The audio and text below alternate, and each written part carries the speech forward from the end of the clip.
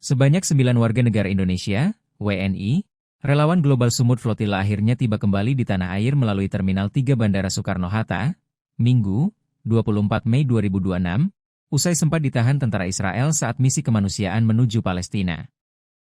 Salah satu relawan, Ronggo Wirasanu menceritakan pengalaman yang dialaminya selama proses penahanan. Dia mengaku kapal yang ditumpanginya, Rachel Corrie, mulai diintersep kapal militer Israel pada 19 Mei 2026.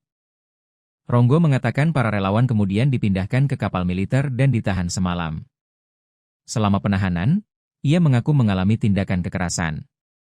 Ronggo menuturkan setelah dari pelabuhan Ashdod, para relawan dipindahkan ke sel penahanan di Negev sebelum akhirnya diterbangkan melalui Bandara Ben Gurion menuju Yordania. Dia menyebut perlakuan kekerasan dialami hampir seluruh peserta Global Sumut Flotilla yang berasal dari berbagai negara. Selama masa penahanan, para relawan juga melakukan aksi mogok makan sebagai bentuk protes. Meski mengalami penahanan dan kekerasan, Ronggo menegaskan hal itu tidak menyurutkan dukungannya terhadap perjuangan rakyat Palestina. Senada dengan Ronggo, jurnalis Republika sekaligus relawan Global Sumut Flotilla, Toudi Bade mengaku bersyukur dapat kembali ke Indonesia dengan selamat bersama 8 WNI lainnya. Dia mengatakan pengalaman yang dialami para relawan tidak sebanding dengan penderitaan yang dialami warga Palestina, khususnya para tahanan. Toudi juga mengajak masyarakat internasional untuk terus menyuarakan dukungan terhadap Palestina.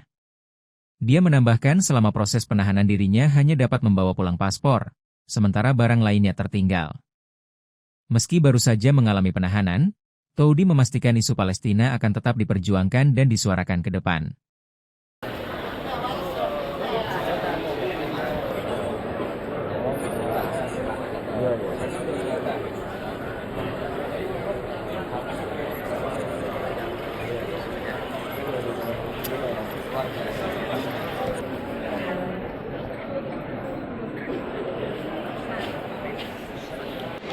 Bang Ronggo, bisa diceritakan sedikit terkait dengan pengalamannya di sana seperti apa? Apakah ada intercept, seperti apa interceptnya begitu? Boleh Bang.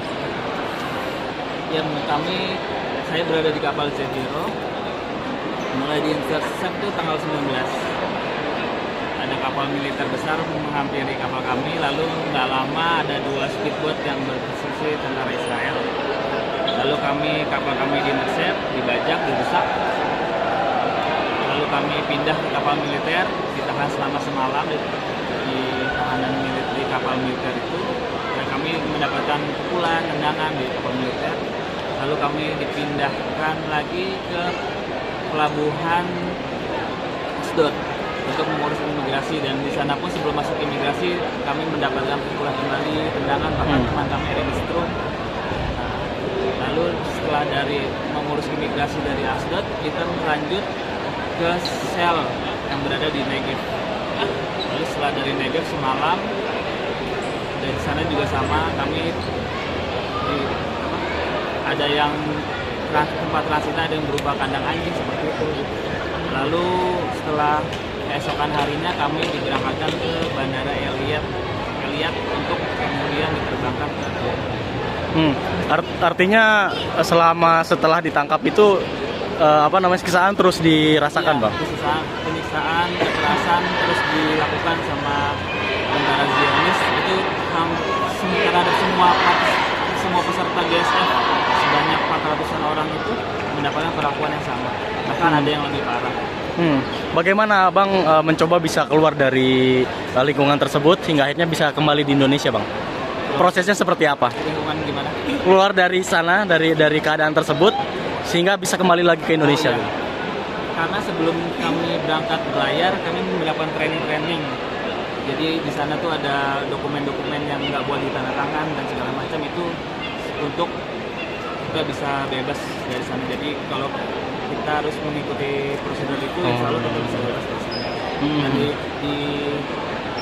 di pelabuhan Ashdod juga kita dipertemukan sama tim hukum dari Adalah, itu yang membantu kami untuk selanjutnya diproses pemulangan keesokan harinya. Mereka tim Adalah yang meyakinkan kami bahwa kami bisa pulang besok hari setelah ditahan selama 1 malam. Mas Ronggo, teman-teman ini tujuannya ke sana itu ngapain sih, Mas Ronggo? Ya, tujuannya mengirim bantuan, lalu memberikan tekanan-tekanan terhadap Israel, tekanan dari dunia, karena kan partisipan dari itu biasa dari seluruh dunia, ada 80 negara. Kita memberikan tekanan terhadap Israel agar mereka membuka blokade yang selama ini menutup bantuan-bantuan ke Palestina. Mas Ronggo, ini di selama proses penahanan itu apakah Mas Ronggo dan teman-teman dapat penyiksaan atau makan gitu misalkan? Penyiksaan terus dilakukan. Kalau makan, kami melakukan hunger strike selama 2 hari, jadi nggak makan, hanya minum sedikit-sedikit saja. Dan di hari kedua itu kami minumnya dari air kran, mereka nggak minum. Mas Ronggo, setelah adanya penahanan ini, penculikan ini, apakah teman-teman menjadi pesimis atau seperti apa sikapnya? Itu saya kurang tahu kalau itu. Kalau Mas Ronggo sendiri, apa sikap Mas Ronggo untuk memperjuangkan kemerdekaan Palestina atau membantu Palestina seperti apa? Karena mendapat tekanan seperti ini. Sorry, Mas. Jadi hari setelah penyiksaan ini, penangkapan ini, apakah teman-teman patah semangat, patah arang atau gimana? Ya, apa yang kami alami selama di sana itu hanya sebagian kecil dari perjuangan rakyat Palestina selama ini mereka telah menjadi ini yang kami rasakan hanya sebagian kecil. Ini bukan cerita tentang kami, ini cerita tentang rakyat Palestina. Selanjutnya akan tetap berjuang terus atau gimana? Insya Allah akan terus berjuang untuk Palestina. Apapun yang bisa saya lakukan, keahlian saya insya Allah akan terus. Lumayan parah disiksa. Amin.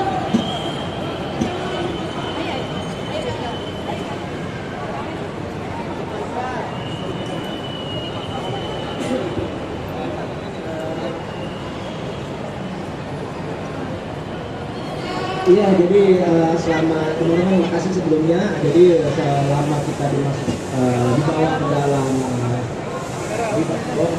tahanan kapal ya, selama 3 hari, saya 2 hari 3 malam, itu kita mengalami beberapa penyiksaan. Sebelumnya ada physical treatment juga, kita mengalami tekanan ya di situ.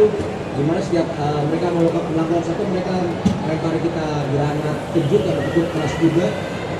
Dan terutama pada saat kita pindah dari satu tempat ke tempat lain, itu benar-benar luar biasa. Kita harus menunduk dan kita ngambil ketebalan sedikit nih, kita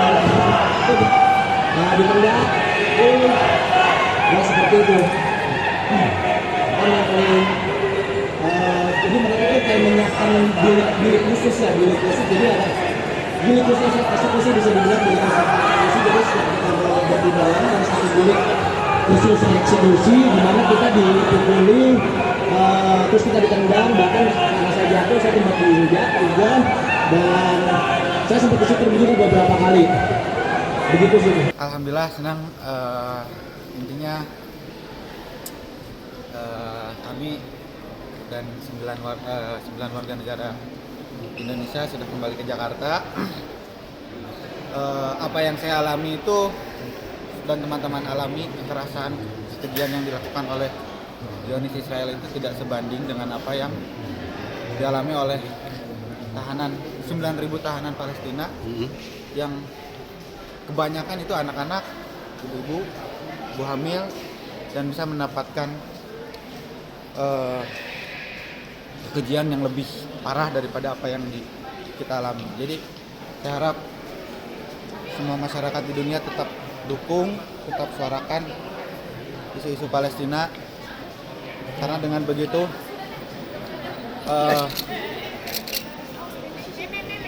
Bang, bisa mendorong Palestina untuk terus merdeka. dokumen apa aja Bang yang ditahan, yang Abang bisa bawa pulangnya, apa dokumen apa aja? Paspor saja. Oh, Sisanya nggak bawa apa-apa. oh. Cuma paspor saja. Rencana ke depannya apa nih Bang?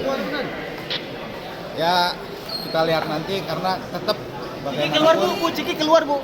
rencananya ya isu Palestina harus tetap disuarakan. Makasih Bang. President of the state of Pakistan. I'm very happy to be here with my brothers and sisters here, and I'd like to say to all of them, you are heroes. You back to your country, you back safely. I know that ends very well because I'm from Gaza, and I spent all my life in Gaza. So don't worry about what's happening with all of you. I know you are suffering too much, I know Ashdod, I know all our cities inside Israel, but we believe that my country will be free one day. I'd like to thank all of you about the big support to my people in Gaza and in Palestine. I'd like to thank the President of the Republic of Indonesia and the government and the people of Indonesia. And I'm afraid to thank all of you about your suffering since 3 or 4 days. Here we are afraid all of you all the time. And we're watching in the news how much you are suffering.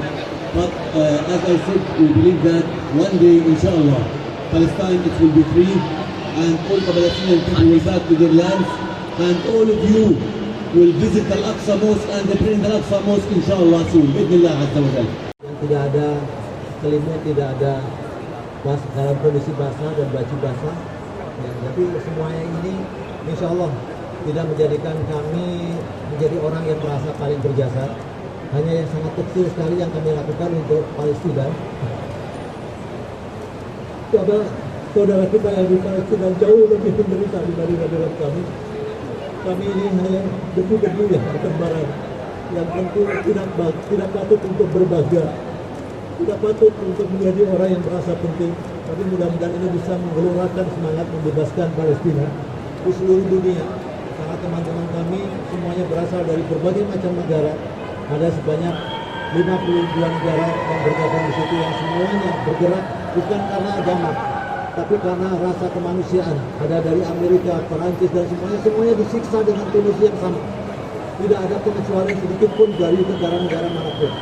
Tapi kami semua mudah-mudahan berdoa ini menjadi sedikit amal soleh yang bisa menguburkan dosa-dosa kami dan menjadikan kemasyarakatan untuk Palestina menjadi Palestina yang merdeka.